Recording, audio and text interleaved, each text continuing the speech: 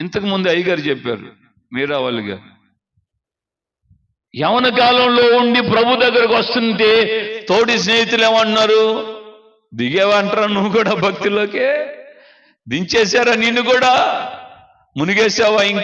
ఇంకా మునగలేదా? అప్పుడే దిగేసావేంటి? అంత అయిపోవాలరా, అనుభవించి అయిపోయిన తర్వాత.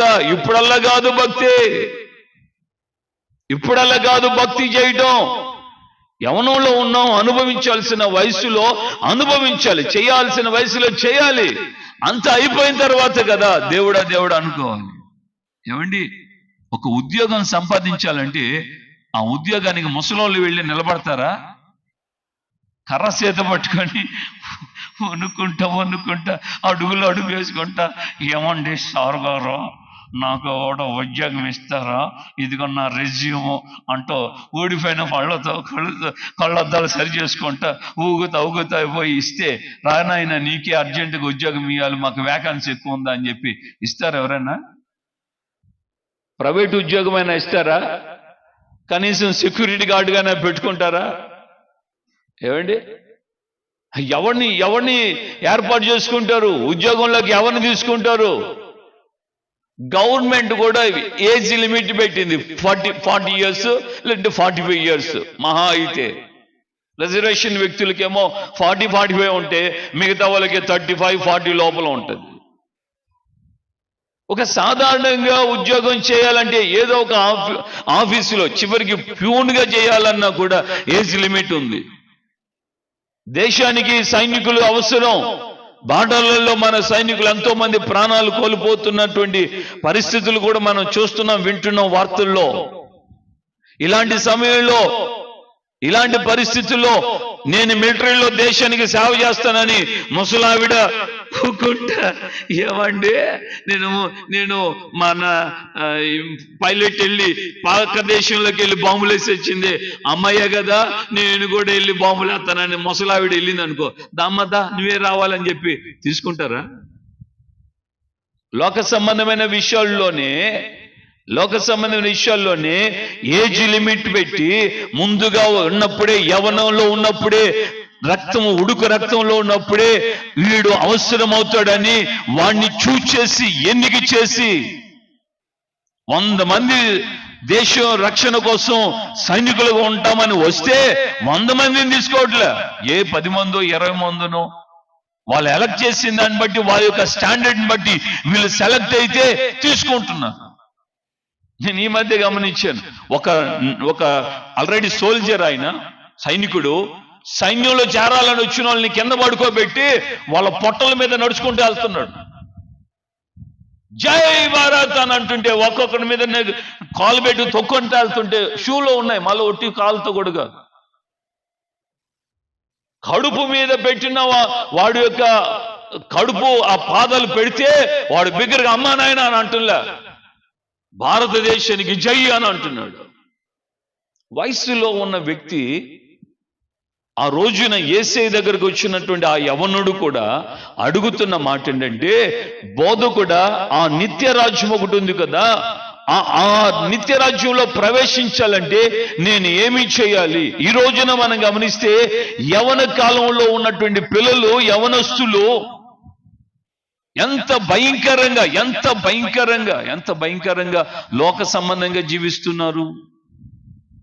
నిన్నదేనా ఒక తల్లి వాళ్ళ కుమారుని తీసుకొచ్చింది, ఆడికి సరిగ్గా 12-13 సంవత్సరాలు కొలేవు.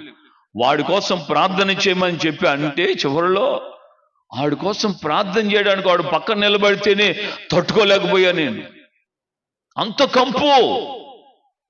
వాడు అప్పటికే అన్ని అనుభవాలు మందు తాగుతున్నాడు, గొట్టకాలు వేసుకుంటున్నాడు, రకరకాలైనవన్నీ వేసుకుంటూ తిరుగుతున్నాడు, చిన్న వయసే.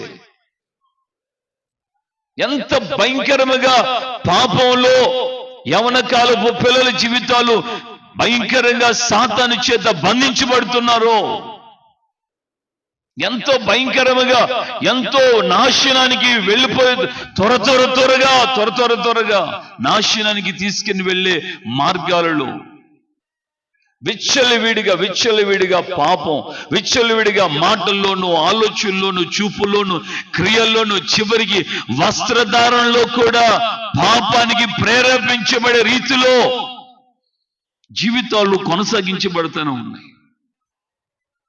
దేవుని బిడ్డలారా, ఒకసారి ఆలోచించండి.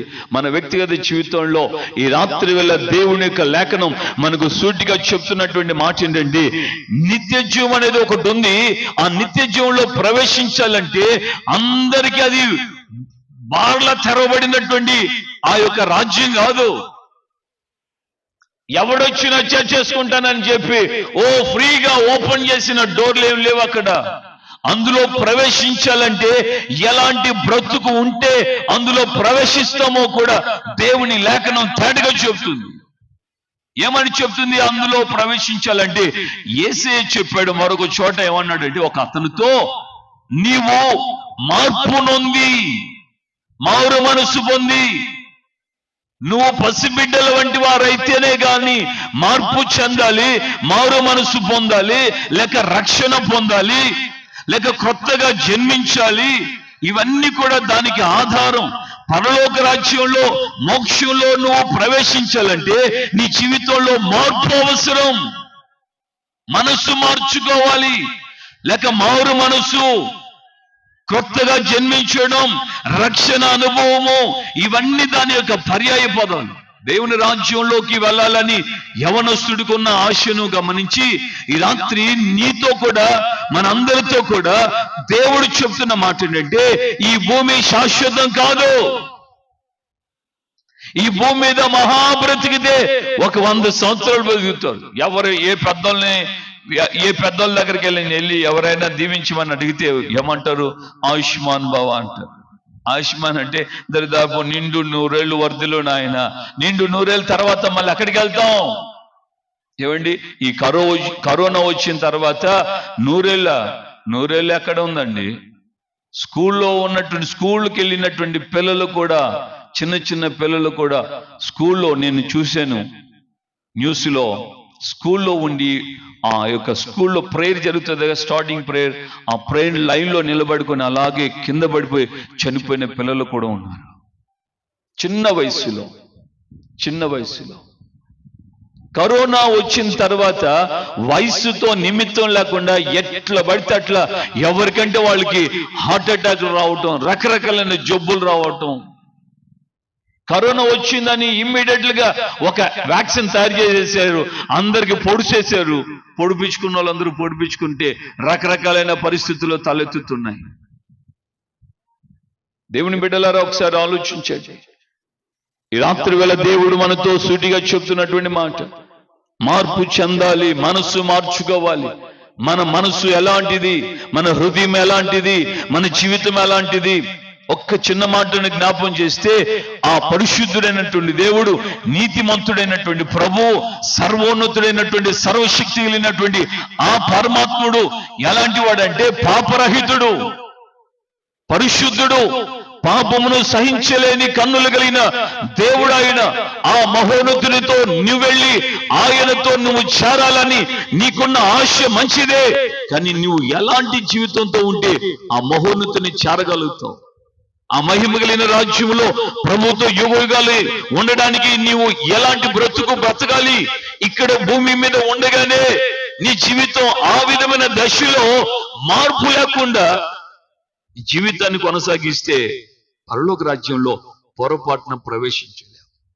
మనం ఇక్కడ ఉన్నటువంటి ఈ టౌన్లోకి వెళ్ళి, బస్ స్టాండ్కి వెళ్ళి మనం బస్ ఎక్కి గుంటూరు వెళ్ళాలా లేకుంటే హైదరాబాద్ వెళ్ళాలా అని ముందే మనకు నిర్ణయించుకున్న తర్వాత బస్ స్టాండ్కి వెళ్ళి అక్కడ కనబడి వచ్చినటువంటి ప్రతి బస్సు ఏదైతే ఉందిలే బస్సు అని చెప్పి ఎక్కేస్తే చేరుకుంటామా మన యొక్క గమ్యస్థానానికి? ఎట్టి పరిస్థితుల్లో చేరం. ఎట్టి పరిస్థితుల్లో మనం గమ్యానికి చేరుకోలేం. ఇక్కడి నుంచి ఈ కారంపూడి ప్రాంతం నుండి హైదరాబాద్ వెళ్ళాలనుకున్న వ్యక్తికి బస్ స్టాండ్ లోకి వచ్చింది. ఏ బస్ అయితే ఉందో బస్ స్టాండ్ లోకి వచ్చింది కదా, ఈ బస్సు ఎక్కేస్తే నేను పోతానని చెప్పి ఎక్కి కూర్చొని నేను హైదరాబాద్ పోతున్నాను అనుకుంటే సరిపోతుందండి? హైదరాబాద్కి వెళ్లే బస్సు ఎక్కితేనే నువ్వు హైదరాబాద్ వెళ్తావు. గుంటూరు వైపు వెళ్లే బస్సు ఎక్కితేనే నువ్వు గుంటూరు వెళ్తావు. చిలకలూరుపేట వైపు వెళ్ళే బస్సు ఎక్కితేనే నువ్వు చిలకలూరుపేటకి వెళ్తావు. పిడుగురాళ్ళకి వెళ్ళాలంటే ఆ వైపు వెళ్ళే బస్సు ఎక్కాలి.